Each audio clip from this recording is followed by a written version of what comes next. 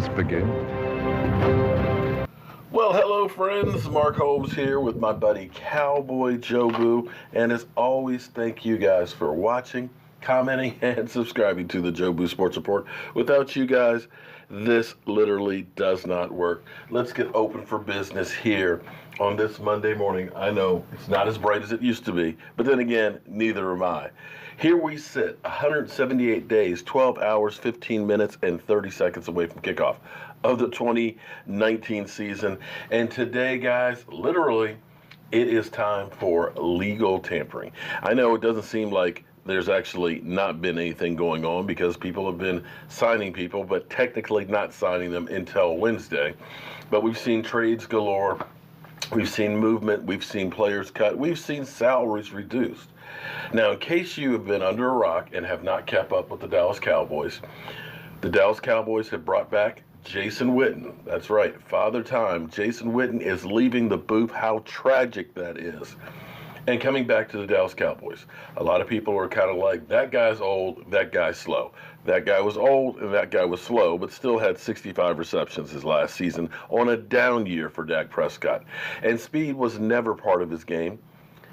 He is always the guy that seems to find an opening and will always come down with the ball. He will be a possession guy, he'll be a mentor, and a security blanket for Dak Prescott.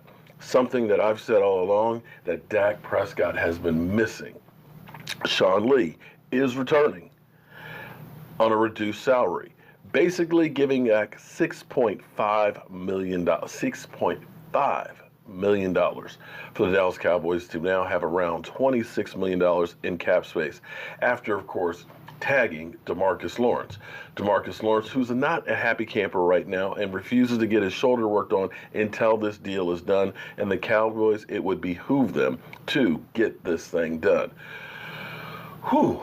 Of course, there was Terrence Newman, who was let go. There's Cole Beasley, who has been talked to by Jason Garrett. And Jason Garrett, well, said he'd like to have him back, but understands that it's about the money. And we all know Cole Beasley may be able to get a better deal elsewhere. Let's see, did I cover it all? Okay, those are the major things going on. Of course, there is David Irving, who, well, he was going to play football, but he was high, and has retired, so whoop, he's out of here. There was Randy Gregory, who, well, is suspended indefinitely. We don't know if it was for a failed drug test or not showing up for a meeting or what have you. Some reason, somehow, some way, he's not on the field currently, but Jerry Jones believes there still is a chance that he plays this coming season. Let's see. Oh, today, like we talked about, beginning of free agency tampering. Teams have been shedding players and trying to make trades, and here we have Justin Houston. The Dallas Cowboys have to decide right now if they're going to change their DNA back to where it used to be. We used to be players in free agency. We used to be up and down the draft, trading up, trading down, trading sideways, any which way in the world. But it didn't bear out very well for us. Brandon Carr didn't miss time, but was never the shutdown corner that you thought he was going to be when you pay him. Greg Hardy, you talk about cancers in the locker room. That guy was definitely a cancer in the locker room. He not only went after the other players, he went after his own. So the Cowboys, after being cash-struck, decided we're not going to be big players in free agency. We're going to go with low-risk guys. Hopefully that'll be a high reward. More times than not, it's been low risk with not a lot of reward. You found some good players here and there. I mean, David Irving was good for a while. If he had kept his head into the game, he could have been great. But for the most part, you get what you pay for. If you bargain basement shop, you're going to end up replacing it sooner than if you went and got something premium. It's just a fact. And I don't care if that's football players. I don't care if that's tools. I don't care if it's building materials or computers. You buy cheap, it's built cheap. So the Cowboys have to decide, are we really all in? Are we going to try and find a couple of pieces to fit the narrative for us? We have our biggest hole right now is defensive line because of Randy Gregory and David Irving. There's a hole there. And right now you're playing with DeMarcus Lawrence. If you lose DeMarcus Lawrence, cancel Christmas because, well, just cancel Christmas. It's just not going to be pretty. But you have to start looking and saying, what can we do to make an impact? Justin Houston was released by Kansas City, cost-saving, $15 million contract. They tried to trade him, but most teams looked at it and said, we don't want that $15 million. 2016, he was injured, only played in 5 games. Last year, he played in 12. But in those 12 games, now, these numbers are skewed some, understand, because Kansas City is playing in track meets. Teams aren't running the ball against Kansas City. They're passing the ball, trying to keep up. Therefore, there's going to be more opportunities for sacks and forced fumbles. However, he had 9 sacks and 5 forced fumbles in 12 games. 9 sacks and 5 forced fumbles. I don't care if they're throwing the ball every play. That's some really good numbers. And this is one of those chances or things that you look at and say, do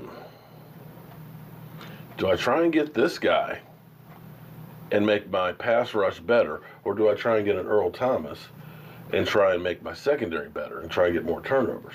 Well, he does get 5 forced fumbles last year. He's definitely an edge rusher, so that would definitely fill the biggest need. Maybe I can sign him to a 1-year deal that's got some incentives on it. Or I could try and get Earl Thomas, who wants to come home. And this lies the problem. The Dallas Cowboys have done better than anybody else in finding talent where you want to in the draft and bargain basement shopping. You cannot dispute the homegrown talent that the Dallas Cowboys have. All their offensive line, that all the starters are guys they drafted. You look at DeMarcus Lawrence, you look at Tyrone Crawford, you look at that whole defensive line. You look at from Sean Lee to Jalen Smith to Van Der. These are all guys they drafted. Problem is we don't have a number 1 draft pick this year. And if you're looking for that push, you're going to have to go outside of the draft to fill all the holes. So herein lies the problem.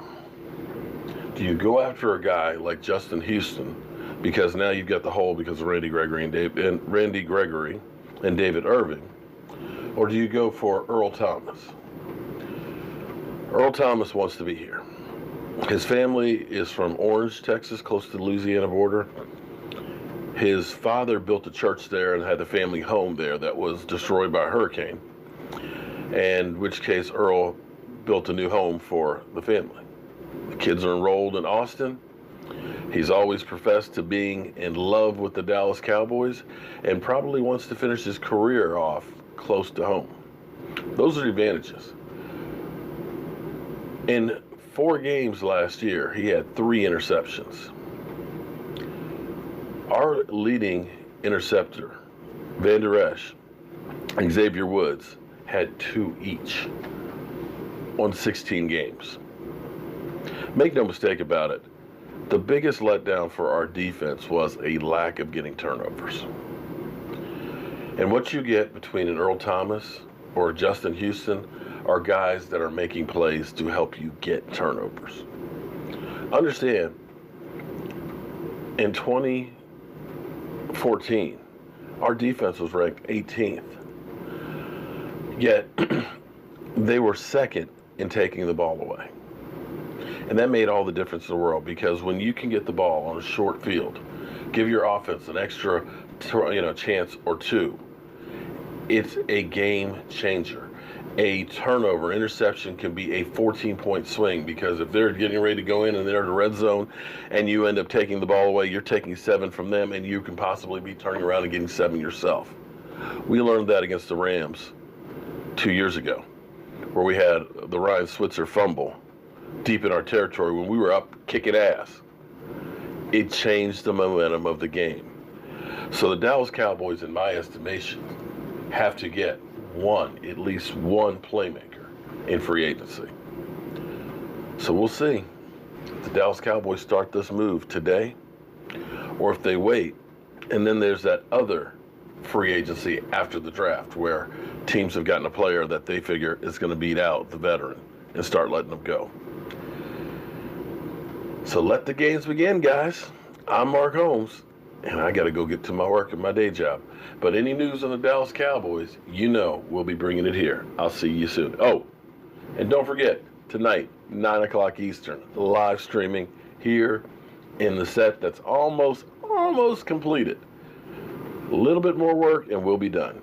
I'll see you guys then.